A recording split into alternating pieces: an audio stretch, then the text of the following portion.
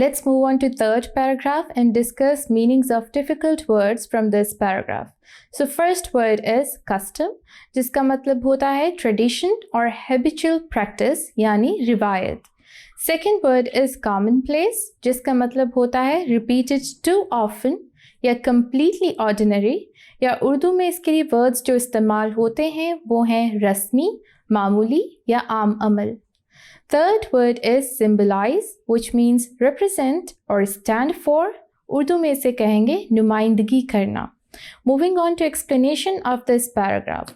This paragraph deals with second custom and tradition which is included in the celebration of Chinese New Year. और ये क्या है? Decorating houses. अब जैसे कि दुनिया के हर खिते के लोग जब भी कोई इवेंट या ओकेजन सेलिब्रेट करते हैं, they do decorate their houses and streets and places.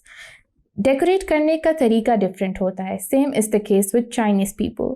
How do they decorate their houses? They hang posters and pictures of word फू, जिसका मतलब होता है luck, on their doors and Windows. ये किस लिए हैंग करते हैं? क्योंकि इनका मानना है it means luck and happiness. तो इसकी वजह से इनके घरों में, इनकी जिंदगियों में आने वाले साल में लक और हैप्पीनेस आएगा. Along with this, they buy lots of flowers. Why? As discussed earlier, Chinese New Year के साथ साथ ये spring season की coming को, मौसम बहार की आमद को भी celebrate करते हैं. And according to Chinese belief, flowers symbolize spring season and new beginnings. Thank you.